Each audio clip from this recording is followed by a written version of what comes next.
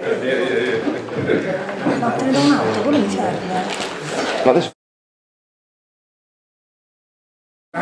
was liberated in the summer of 1954. You know what the Germans did? Senti.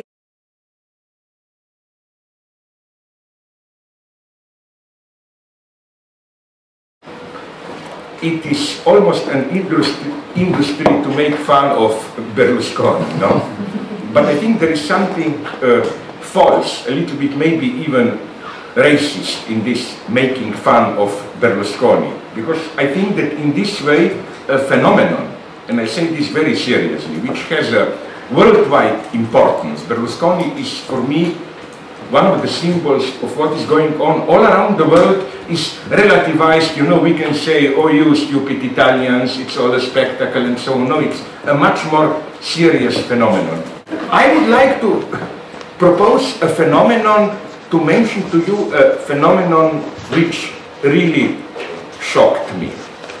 There is a documentary made by some group from Denmark, you know, Mohammed caricatures Denmark, called Freemen, Uomini Liberi.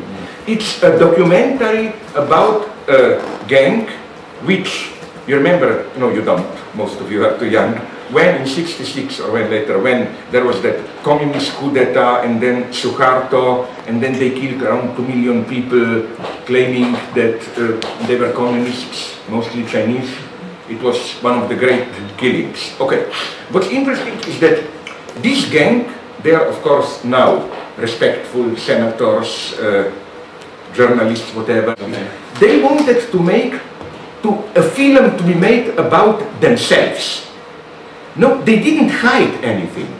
In the film, they openly talk, and it's an utmost obscenity. For example, one of them describes that it took them 2 weeks to discover how it is most pleasurable to strangle and rape a woman. That if you put some metal, how do you call it, chain around, it's more practical and so on, and then it's nice when you feel how she is suffocating. And then there was a big talk show on the big state, Indonesian TV, and the guy explained this, and the moderator said, what a wonderful insight, thanks to the gentleman, let's give him a big round of applause. This is for me a kind of a zero level of moral vacuum. You can simply, without any shame, say everything publicly. And I think that, again, here also we shouldn't dismiss this as primitive Indonesia or what. I see signs of this everywhere. For example, I think that politically it started with Carlos Menem in Argentina.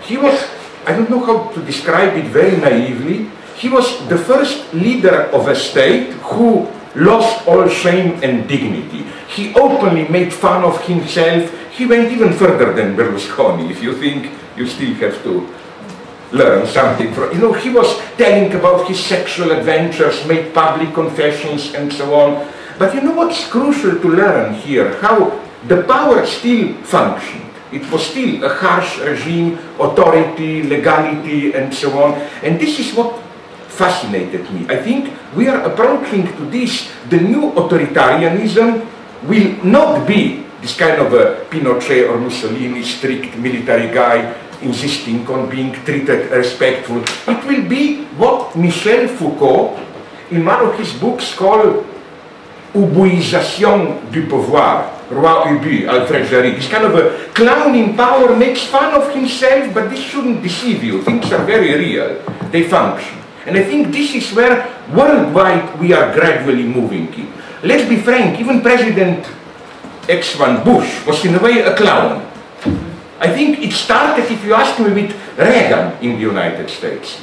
I was shocked how, listening to Reagan on press conferences, how he was making fun of himself.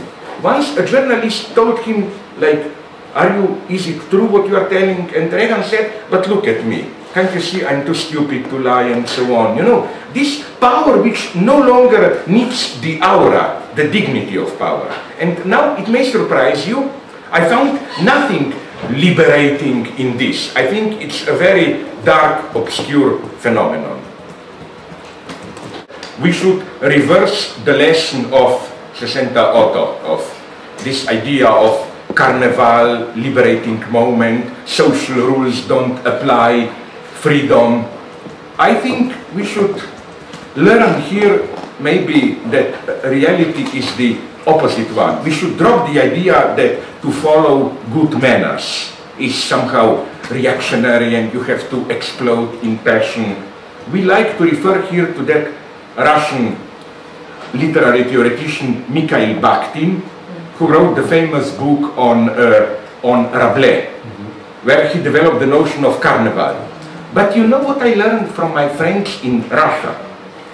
He was writing this book in the 30s, and they discovered now from documents that his model for carnival were Stalinist purges.